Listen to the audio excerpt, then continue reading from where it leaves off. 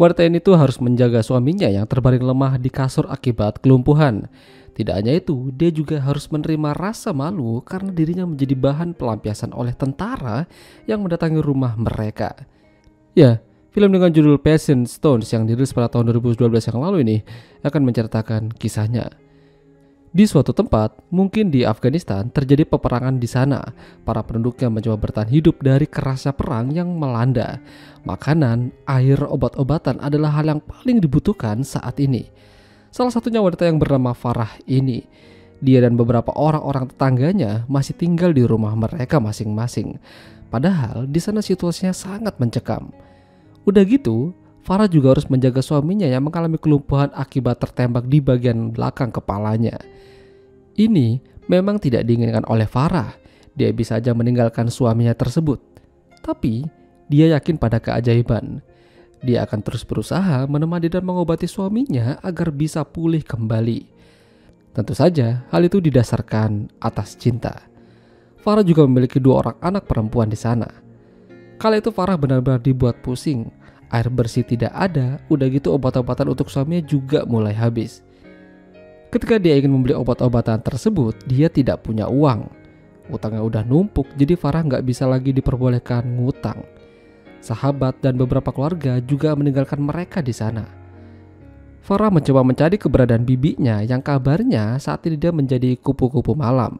Sayang beberapa kali dia mencari tapi tidak berhasil menemukannya. Suami Farah benar-benar tidak bisa bergerak sama sekali. Jadi terkadang dia dibuat mainan sama anak-anaknya. Tentu saja Farah marah.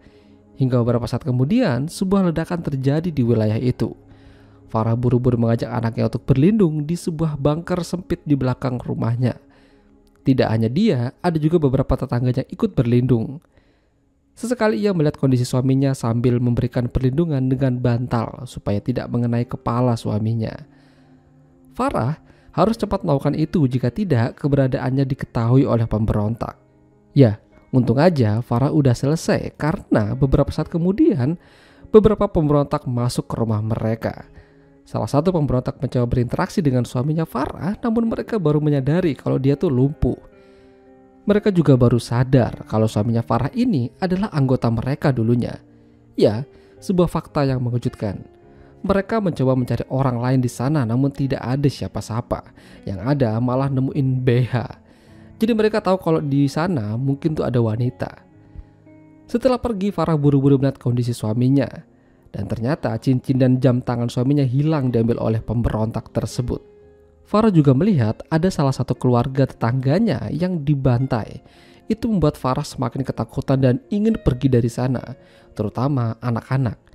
Sampai akhirnya beberapa hari terus mencari keberadaan sang bibi, akhirnya mereka berhasil.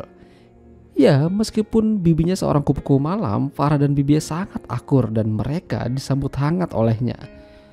Farah menceritakan tentang keadaannya, terutama sang suami.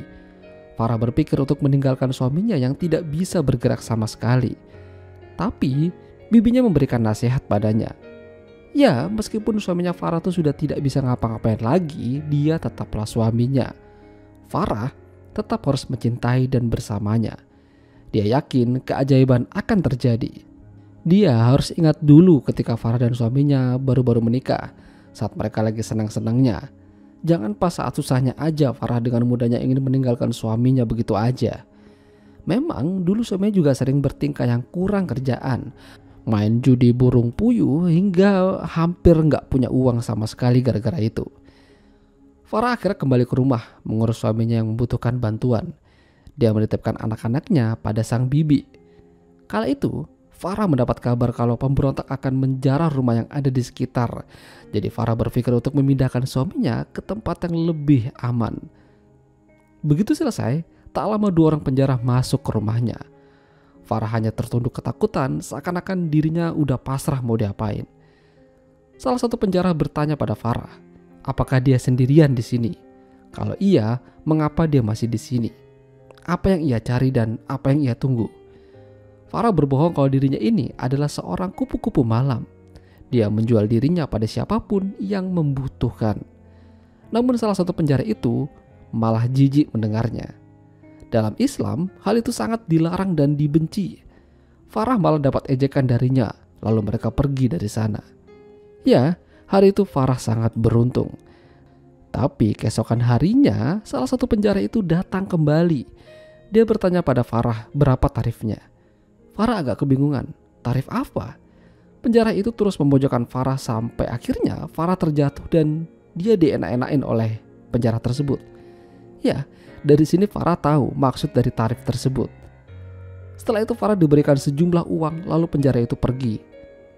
Farah buru-buru pergi mandi membersihkan dirinya dari rasa kotor. Dia juga menceritakan kejadian itu pada suaminya. Ya, mungkin Farah tidak akan cerita jika suaminya tidak sakit, karena itu adalah aib. Karena Farah merasa suaminya sudah nggak bisa kembali normal, jadinya ya dia cerita semuanya. Tapi sepertinya petualangan Farah tidak hanya sampai di situ.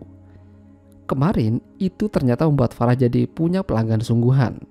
Ya, penjara kemarin yang menganu Farah ternyata datang lagi dan minta begituan lagi.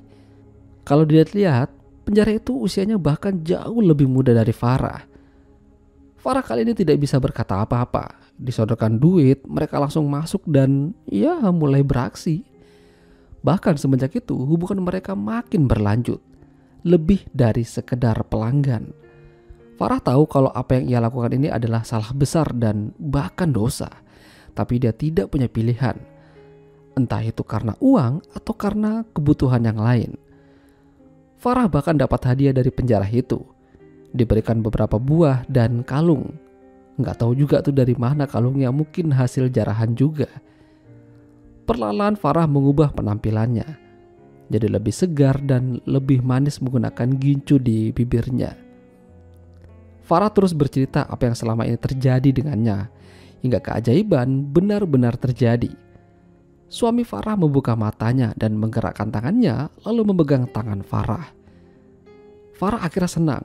Hal itu terjadi, tapi suaminya malah berusaha mencekiknya. Farah yang berusaha survive spontan mengambil pisau di dekatnya lalu menancapkan itu pada punggung suaminya. Ya, Farah benar-benar merasa bersalah. Apa yang telah ia lakukan? Dia berharap suaminya bisa kembali normal. Tapi yang ada, dia malah menghabisinya. Itulah tadi alur cerita film Patient Stones. Jika kalian suka dengan video ini, jangan lupa untuk tinggalkan like dan sampai jumpa lagi.